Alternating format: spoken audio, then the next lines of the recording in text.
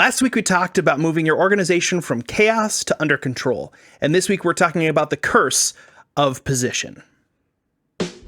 After decades of nonprofit leadership impacting thousands, we hit a wall. We started asking ourselves, how can we go beyond our personal success and leave a legacy that lasts far beyond our lifetimes? A job change and multiple conversations with stressed out nonprofit leaders later, our desire to help nonprofits grow in a healthy and sustainable way was bigger than ever.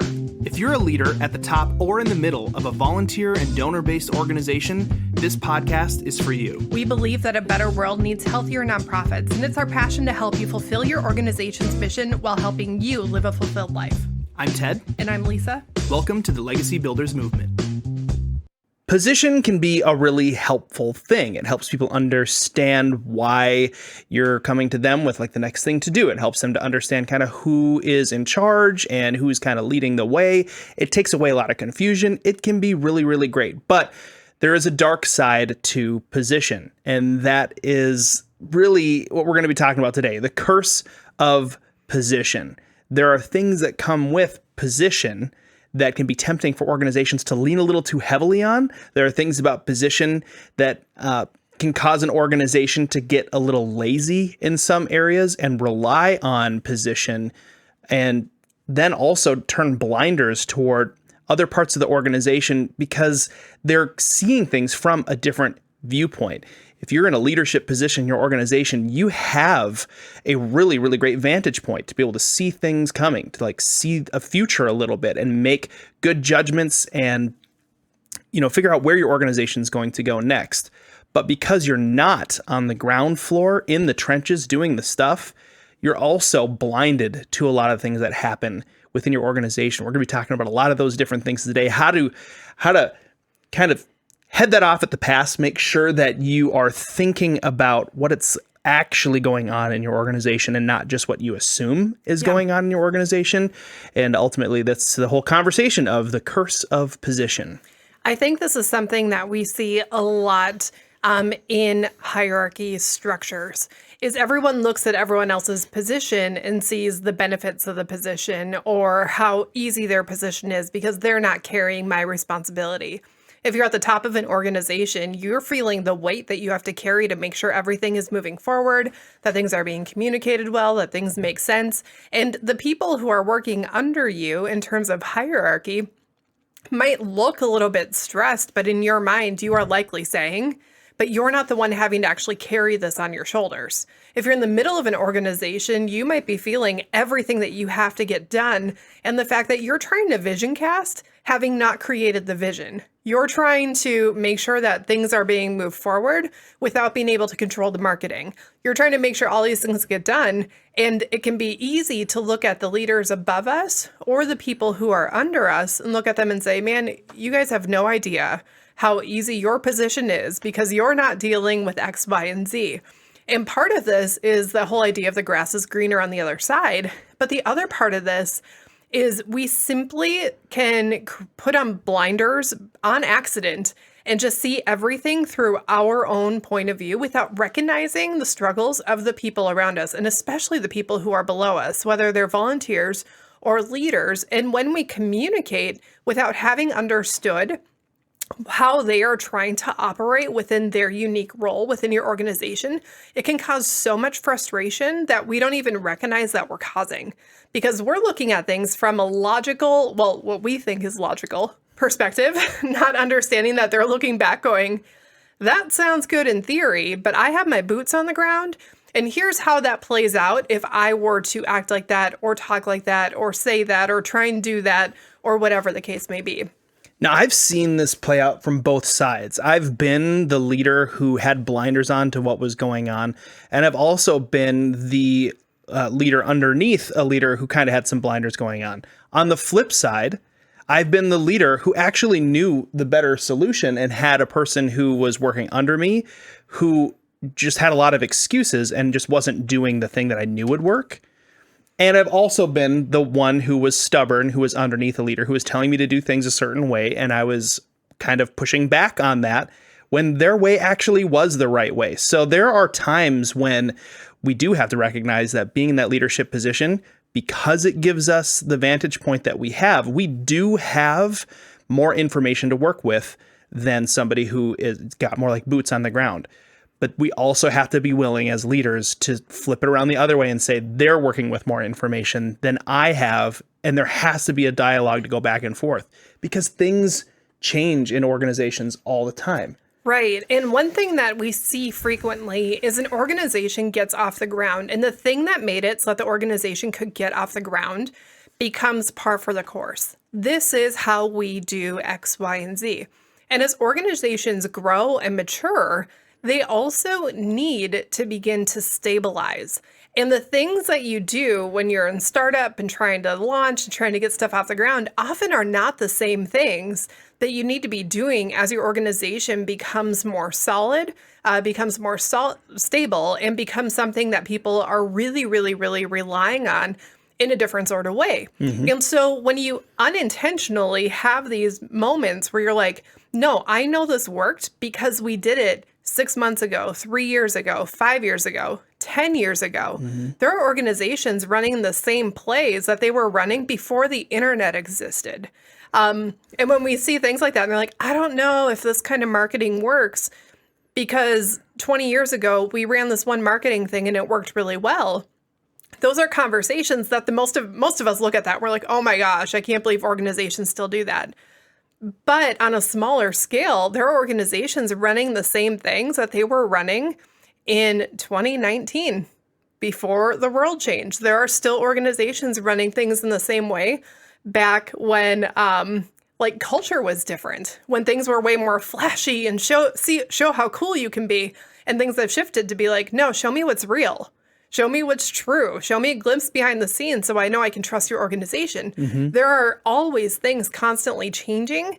And sometimes as a leader at the top of the organization, you know what those changes are and you're feeling it. You understand it. You're trying to shift the whole thing and make sure that you're going where the organization needs to go. Other times as a leader, you might be so used to how you have always led, and we get comfortable in leadership that instead of asking, should we change? We say change could mean bad, so let's just do what we've always done because it's worked in the past. And so we need to have that communication and we need to have that dialogue. Part of this is having leaders under you and around you that you trust so that when they have that dialogue and when you have that dialogue, you're not trying to get feedback from someone who you think is dumb or who you think is out to get you or who you think doesn't care about you or doesn't care about the organization. We need leaders around us who we trust so that as we go to them, whether they are above us in the org structure or below us in the org structure or on the same level, just over a different team, that communication is able to be collaborative and something that can work together for the betterment of the entire organization and not just the area that we are trying to run. Right. So the big piece of this to keep in mind is that all of this stuff needs to happen in balance and with an understanding that there's not a one-size-fits-all situation with this. There are going to be times when, as the leader, you need to put your foot down and say, nope, this is the way that we're going because I'm working with a data set that you do not have. Yeah. And there are other times where you as a leader have to humble yourself and say, I need the input and the data that the people who are underneath me in the organization, staff members, volunteer leaders, donors, board members, whatever the case may be, having that humble enough spirit to say, I'm going to actually listen to what they have to say, and I'm going to let them tell me what we need to do because they are working with a different set of data. So a really good example of how some of this has played out that we've seen in multiple organizations is how a leader in an organization will hand a task to a staff member. We've seen this happen a bunch of times, not just times that I messed it up or seen it in organizations that we've been a part of, but also organizations we've helped with in consulting and just had conversations with leaders. That this is a very, very common problem. And it's also a common problem in the workplace too. Yeah. It's like leaders just tend to not take into account the specific challenges that are required to get what they're looking for out of their employees or out of their volunteers. Right. So when tasks or different things are being handed off, we need to be able to recognize which parts make it easier for us as the leader simply because of the position that we're in. And then which things that which aspects of it, the person that we are handing the task off to might actually understand better because of the position that they are in. Now, we talk about the 5 levels of leadership from John Maxwell, and we understand that positional leadership is the lowest level of leadership. So often we talk about not relying on positional leadership to get stuff done. That being said, we still need to respect and understand the role of positional leadership within an org structure and within an organization. So if you as a leader are handing something off to your staff and you want them to get a couple volunteers to help with a project, depending on the staff member, it may or may not be easy or difficult for them to be able to get volunteers in for this thing. But as a leader of the organization, you might be thinking, just call up a couple volunteers. We have like 50 volunteers who help in various areas around our organization. Just call a couple up. They'll come in. And if that staff member actually tries and maybe they don't have the personal connection, or they haven't grown in those skills, or they don't have like the experience with certain personality types, and they try like 10 people and they can't get a volunteer in, you as a leader might call up 2 people and say, hey, it's so-and-so, leader of this organization. Would you come in and volunteer? You will probably get yeses immediately from people. Mm-hmm. And the temptation in that moment, and what we see a lot, is leaders who then go to the staff person and say, I don't know why this was so hard for you. I called 2 people and they both said yes. You should be better at this. Without recognizing that the role and the position as the founder, as the director, as the top leader of this organization that has probably been there since the beginning and has a different role within the org structure that volunteers respect differently, makes it a lot different when you call versus when someone under your authority calls.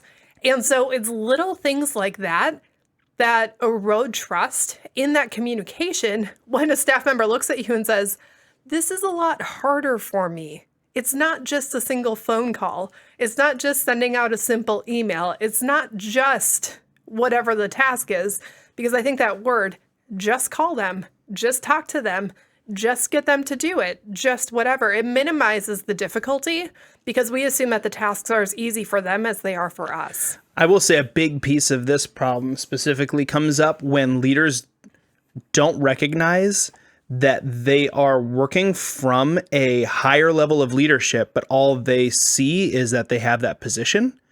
So they think if they give you a position that you'll be able to do the same things that they could do in that position. But if they're operating from a different level of leadership in people's eyes than you, that is going to completely change the conversation.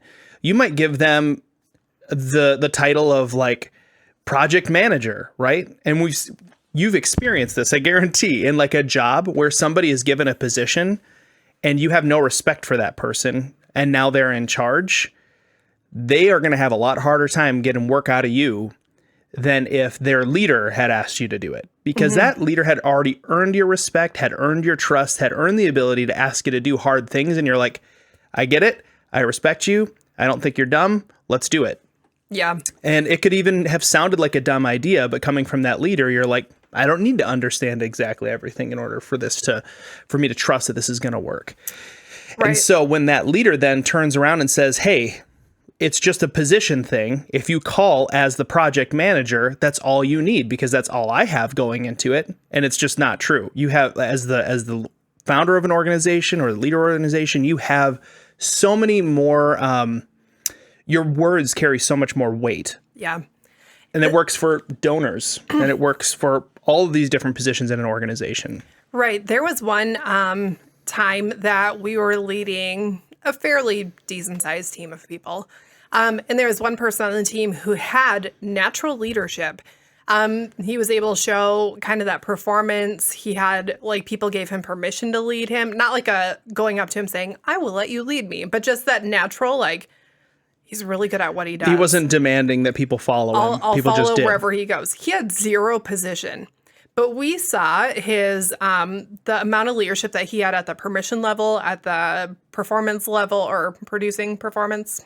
being able to just execute level, at the people development level, his attitude, that we recognize if we don't give him some sort of a position or at least honor the innate leadership that he has, people will follow him out the door away from our team. And or they'll follow him doing things that like aren't going to help the Right. team as a whole. Yeah. Yep. He was someone that we have been friends with for a very long time. And so we weren't concerned on like that. You know, Him some leaders being get a evil. little bit like, you have to stay here. Like, we weren't concerned on like that personal level, but we understood his innate leadership ability. We had to make sure that we allowed it to be used correctly within our team in order for our team to be as healthy as possible. The other option to that was we also had to make sure that we weren't just relying on position. We also had to be showing that we could produce the results. We also had to be showing that we could develop people and that we could get permission from people. We also had to work toward becoming a pinnacle leader because we understood that his leadership naturally, if we weren't careful and if we just rested back on position, it wouldn't take long for his natural leadership to outshine our leadership and for him to become the de facto leader of the team that we were supposed to be leading. Like, but we've seen this in other areas too, where we've had leaders who don't understand that other side of leadership. And so they minimize the leader's impact and assume if I move you from the position, no one's going to follow you. No one's going to see it. It's not going to be a big deal. And we look at that and say, you don't understand the leadership that this person carries. And so we just need to be aware of that. Hey, I remember that being such a driving factor for me, being like, this person is somebody we respect who's on our team and they're continuing to grow and people follow them. And that's awesome. I don't want to, not like out of a jealousy thing, but he made me become a better leader because I had to rise to the occasion. I had to increase my ability to execute on stuff. I had to increase my ability to care for and have conversations. He was just a natural, like, people just loved hanging out with him and felt cared for talking with him. And for me, I was like, that's something I need to get better at. Right. So instead of being, I mean, there are two ways you can approach that, right? You can get really jealous and get protective and be like, oh, I have to keep people from following this person.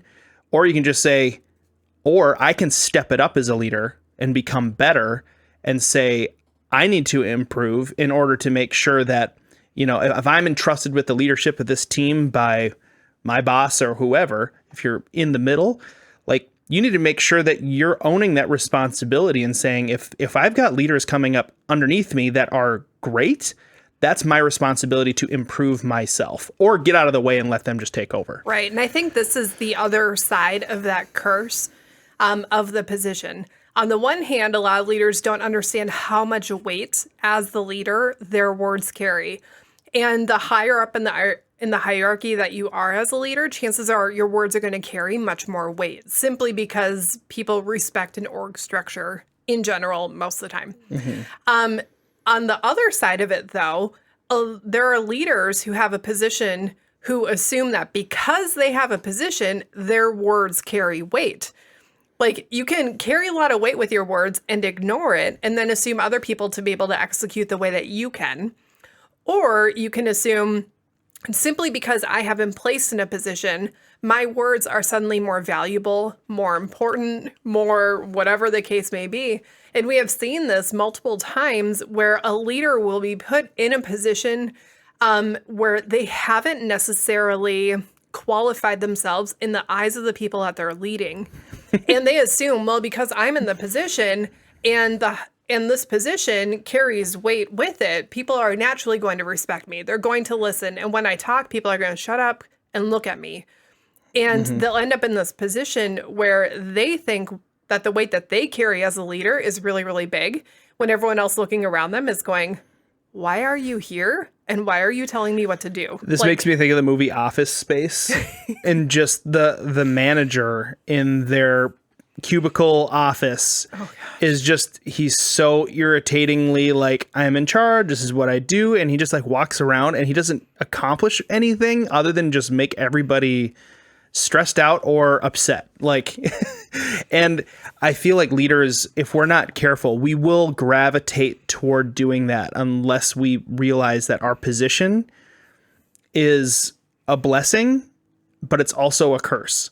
Like, we have to rise above just the bare minimum of the position. Now, the position is really helpful for when someone is brand new and they're trying to see who can I trust, who do I go to if I have questions. It's helpful in the beginning, but it only takes a little bit of time for people to get, okay, I get it, you're in charge. They figure that part out. Now they're like, can I actually trust you in this position though? They start asking that question pretty quickly. And they start asking, do I like you in that position? Because we've seen enough organizations that there will sometimes be a leader in a specific position, but volunteers will naturally go to other leaders to ask questions and to figure out how to do stuff better, simply because of the leader's ability to train, to communicate, to see things from their point of view, to break things down in a way that's effective and efficient and caring.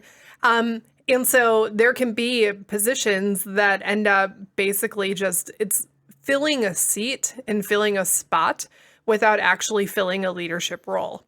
Mm-hmm. And that's something that we need to be very, very careful of, both for ourselves as we're leading, whether it's within an organization or at the top of an organization, but also as we are filling in those leadership gaps that we need to have filled.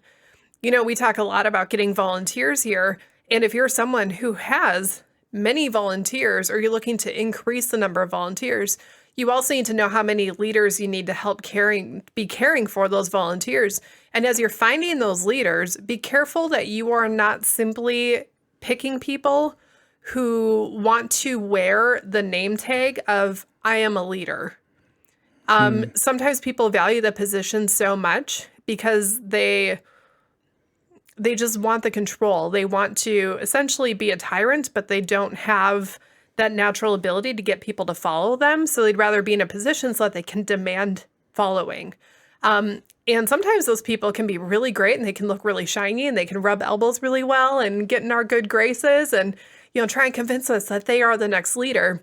Mm-hmm. So it's really important that we are watching the people around them to see if they are actually following the person before we ever put them out in a position where we expect people to actually follow them. Yeah, and this is why it's also really good to find ways to bring on staff or board members or volunteer leaders from within the organization, because it gives you that time to actually vet them as somebody who is showing real leadership, not just positional leadership.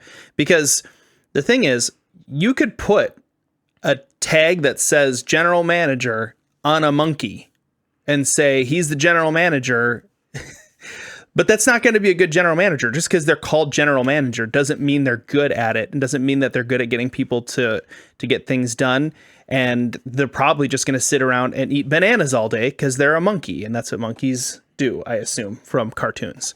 So that's what Curious George did. Yeah, and see, that always turned out real bad for the man in the yellow hat. But anyway, another way that this plays out, we talked about it just briefly, but when handing out tasks to people that are lower in the hierarchy than you, we talked about how that could be problematic, because you can say, just get it done. And you're assuming you know the timeline that it would take to get for you to get it done. You know the timeline that you want it to get done. And you have a bunch of assumptions about all the moving parts that it would take to get the project done, right? And so you hand it off, you say, this is the timeline, just get it done in that timeline.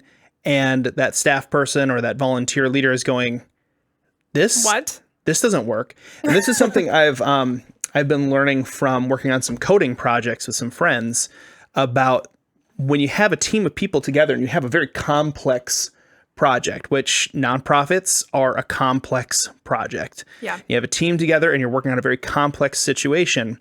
It's really important to include people in the conversation about timelines, about what it's going to take to get things done, what resources are required, that kind of stuff, instead of just assuming and saying, what I say is how it's going to happen, and you have to figure it out. That's a really good way to make your best people leave the organization. Instead, it's better to say, here's what we want to have accomplished. Here's the goal that I have set out for it. Can we get this done? Like, is it completely impossible, first of all? Secondly, if it's not impossible, what do we have to do to make it happen? And then I want this time frame. What do we have to do to make it happen in this time frame? And actually involve the people who have boots on the ground in that conversation for a couple of reasons. One, you have blinders on because you're a leader. You have no idea. Yep. You have no idea. I do freelance video editing, and every once in a while I have an opportunity to do some video editing for different business owners and stuff. And some of them are like, listen, you do what you got to do. I know nothing about video editing. If it takes 2 weeks, that's fine. I'd like it to be done in this time frame, but I don't know how it goes. And then there are other people, there are other business owners that are like, yeah, just get it done tomorrow. And you're like, this is like a 10-hour video shoot, and the editing is going to at least take whatever amount of time. Like tomorrow is a very unrealistic expectation here. And it's because they're used to being in a position where they just, well, what I say happens, instead of thinking about, let's nurture this relationship and make sure that we're not making this person hate us and never want to work with us again. Yes. Because I'll tell you something. I fire those clients if they don't move to fit timelines that are realistic. They don't get to work with me anymore. And your volunteers will fire you. Your staff will fire you. Yeah, you work for them. Yeah. As leaders, we like to think we do the hiring, we do the firing, we choose who gets to be a part of our team. No, they get to be on whatever team they want to be on, and they choose whether or not they're going to let you lead them. They are not obligated to you at all. Especially volunteers. Well, I was going to say, especially in today's culture. It used to be, in like the 50s and 60s, there was a lot more organizational loyalty where people would say, like, I'm going to be working at this, company for 50 years, and I'm going to retire, and the pension and all that stuff. And people have quickly realized, and even like, especially even in the nonprofit, I think it's starting to hit the nonprofit space a lot more too, where people are just like, I don't have to work here. I don't have to do this. Well, so you make it good for me or I'm out. I think what's happened in the nonprofit sphere, though, is people are very much starting to realize I can do good and not do it in nonprofit work. Like, there are multiple ways to support nonprofit, and it does not require me to work at a nonprofit where I'm being treated poorly or underpaid, or I just don't feel valued. Like, I think there used to be a time where people would be like, I'm willing to work at the nonprofit and forgo these other benefits because of the cause. And in the last few years, I've noticed a lot of people saying, yeah, the cause is good, but I can help the cause. And drive for Uber. And not have to put up with certain leaders. And because you are not the only nonprofit now that people can be connected to, they can choose any nonprofit that has a web page to support in some capacity, that they are no longer stuck with the 4 or 5 nonprofits that are accepting volunteers in their town. So there's been this huge shift. And when we're not careful with that, we can assume I can treat my nonprofit as if I'm a business owner, forgetting that we are not paying volunteer salaries. We are not giving them the benefits that they're getting other places. And we can say, yeah, but the benefit of the feeling good should outweigh all of it. I can guarantee you that unless you are excellent at how you treat people, you are not outweighing the $15,000, $20,000, $30,000, $40,000 a year that they are foregoing to be a part of your organization. And so we need to be really careful with how we're treating people, because we're seeing it in certain sectors of nonprofit work where leaders have been very unkind for a very long time, and things are starting to break because culture is changing, and they have an old leadership mindset that says, because I'm in charge, you work for me. And people are starting to recognize, no, because you are in charge, I no longer am going to work for you. Right. And that's, I think a piece of it is just the growing millennial workforce, that they value freedom and time more than they value loyalty to their organization, which is a shift. And so when you have people who are in leading organizations that have that mindset, where it's like, no, you remain loyal to your organization. And then you have a millennial who's like, listen, I can do this a bunch of other places. Like, let's work together to make this a decent experience for me, or I'll find somewhere else and we'll just part ways and I won't care. And As a leader of an organization, you have to recognize that that is a very real thing and make adjustments now. Yeah. Now, this doesn't mean that you have to completely just give up and let your volunteers or your staff run things. Like, they still need you as a leader. There's a reason that they even chose the job and chose your organization. But we need to keep these in mind as we are doing simple things like handing out tasks, setting project dates, figuring out what all those pieces are that come together. And then even being willing to look at what we're asking for. And as we're in the planning stage, saying, is this worth not just the money, but also the personnel hours to get these things done? Is it going to help our organization move forward in the way that we think it's going to help it move forward? Because I've seen leaders who have an idea, go to start planning the idea, make changes to the idea, and by the time the idea is finally executed, it doesn't actually help the organization move toward its goal. But because they had the idea and then start planning it at all, they just got so, the idea has to happen. It was in my brain. It has to become reality. It's almost like a sunk costs fallacy with an idea. Yeah. And in the end, all of the volunteers and staff that worked on that idea look at all the hours that they put into it and said, what did this accomplish? Or maybe it did help, but the amount that it helped versus the amount of time and energy that went into it are just so far out of balance that people aren't seeing that organizational ROI that they're expecting to see from a nonprofit organization. So our question to the viewers and listeners this week is this: in what ways are you not paying attention, and you need to start paying attention to the curse of position? It's time to start opening your eyes to that and thinking, just because I am in charge of this team, or just because I'm in charge of this organization, especially because I'm in this position, what areas am I most blinded to right now, and how can I start to address that? Yes. We'd love to hear from you in the comments on YouTube. We'd love to hear from you. Send us an email like you always can at office@legacybuildersintl.com.